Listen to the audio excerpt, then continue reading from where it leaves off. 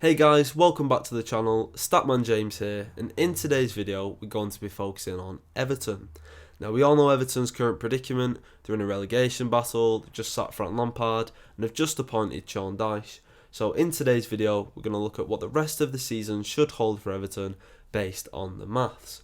So I'm number crunching through to see whether or not they should get relegated, if Sean Dyche will have an impact or not, and what's been going wrong so far. So starting things off, the focal statistic, based on football data science, Everton have a 63% chance of being relegated this season. Now what's really interesting to me is that figure's increased by 7% from 56% since Frank Lampard was sacked. Now what amazes me is you'd expect with someone like Sean Dyche now in charge, the chances of relegation should decrease, but with an increase, it points towards, statistically, it's not necessarily who the manager is in charge, and more towards the players themselves.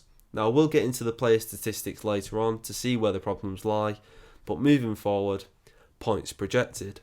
So currently on 15 points after 20 games, Everton are expected to pick up around another 18-19 points from the remaining 18 matches. That would leave them with a final balance of around 33-34 points.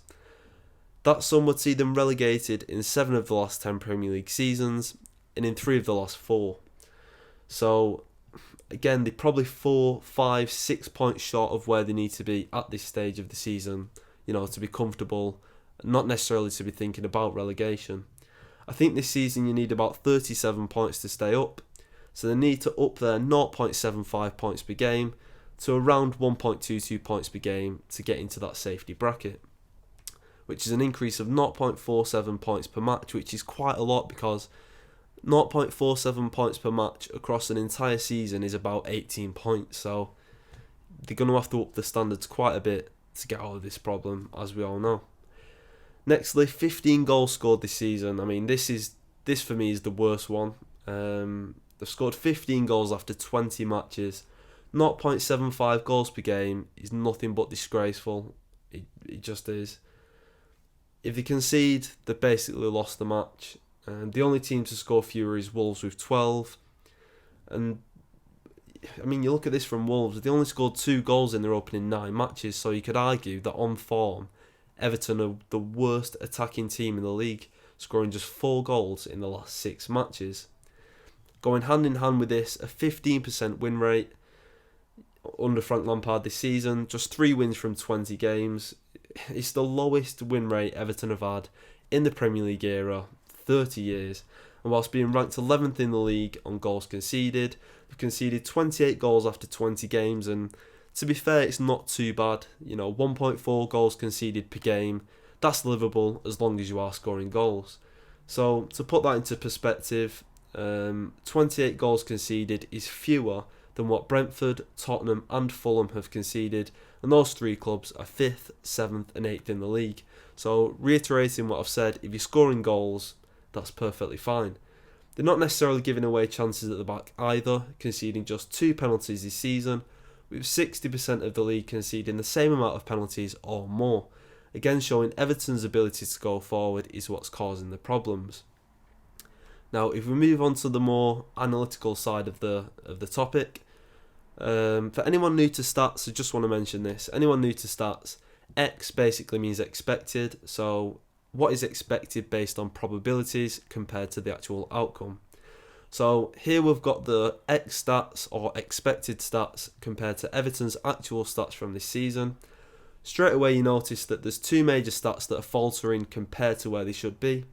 Everton have picked up 2.69 points per game, fewer than expected so far this season, which could be proved to be fatal. 2.69 points, so basically 3. That's the difference in playing Premier League football and Championship football next season. They've 5.16 fewer goals than expected. Again, not scoring goals, not converting chances. And in complete contrast to this, they've actually fended off 7.02 goals more than the expected goal ratio they should have conceded this season. So Everton's expected goals against is 35.02 and they've actually conceded 28. Now, that deserves credit. Only Fulham and Newcastle United have conceded 7 or more fewer goals than their expected goals against this season. So again, defensively, they don't look too bad. It's going forward. There's a clear link in not scoring goals and converting chances to gaining points.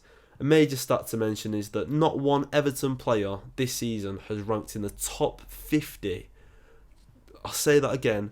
Not one Everton player ranks in the top 50 Premier League goal scorers this season. How can you expect not to be in the Premier League with this stature of strikers? You know, they've got Calvert-Lewin and Maupay that scored just 1 goal each this season, combining for 2 goals. You know, I even think of Fulham's Bobby Decovor-Reid. I think he's on 4 this season. I'm sure there'll be defenders that's got 3, and the 2 strikers combined for 2. They've both missed 2 big chances this season, so out of 6 big chances, they've scored 2 and missed 4. As the saying goes, attack wins your games, defences win your titles. They're not going for titles, they're going for attack, and they're not winning games because they've got no attack. It's literally as simple as that. They've won 1 league game in the last 119 days. You know, that's since the 1st of October, so despite that 1st of October win, they've won 1 match since September, which is like 5-6 months. It just screams relegation. And in my opinion, if they don't sign a decent striker in this January transfer window, we've got about a week left. If they don't sign a decent striker, it doesn't have to be a high echelon player. You could be looking at someone the likes of, Odsonne Edouard or Mikel Antonio, because Richarlison got them 10 Premier League goals last season, and that was enough to keep them up. The 2 strikers this season combined for 2 goals. We can clearly all see what the problems are. Neil Maupay isn't going to get you 10, 12, 13 Premier League goals in this Everton team, and Calvert-Lewin just can't keep fit, so they need a striker, and I think that will be the difference in the end. So overall, the maths is predicting Everton to finish 18th this season with about 33-34 points, narrowly getting relegated, and it'll probably come down to the final 2 games, because as we look at the fixtures here, in the last 2 matches they faced 2 of the current bottom 4 teams. We've got Wolves away and Bournemouth at home. Now you can't put it past Sean Dyche to pick up major points in these 2 fixtures because it's what he does. So that could be absolutely crucial. And like I said, I think under Sean Dyche, they need to go 1 game at a time. The first 2 matches they've got under Dyche is Arsenal and Liverpool. The Arsenal game, I don't think they've got a chance. Liverpool, of course, have not been playing well this season, but it's a derby and it's at Anfield, so they could nick a point there, but it's going to be tough. But after that, they've got a run where they face Leeds, Aston Villa, Nottingham Forest and Brentford. So there's a chance there. They need to get 8 points from them 4 games, but being realistic, I think maybe a draw with Leeds. They need to win that game. The way Unai Emery's got Aston Villa playing, I think they'll lose that match. They could beat Nottingham Forest, and I think they'll lose to Brentford. Thomas Frank's got them so organised, and I just can't see a team like Everton beating them. So I think they'll probably take 3 or 4 points. And again, I just don't know. It's not enough, is it? And we'll just have to see if Sean Dyche's Brexit football can save Everton. But yeah, that was a bit of a ramble, guys, to be honest. But I just wanted to look at the math side of things. So finishing 18th with 33-34 points, they need to pick up about another 5-6 points more than what they're expected to do, in my opinion, to stay up this season. But that's the end of the video. So if you enjoyed this one, please consider liking down below. If you're not subscribed, please consider subscribing too. If you like this kind of video, data, football science, analytics, football stuff. And yeah, I'll see you in the next one.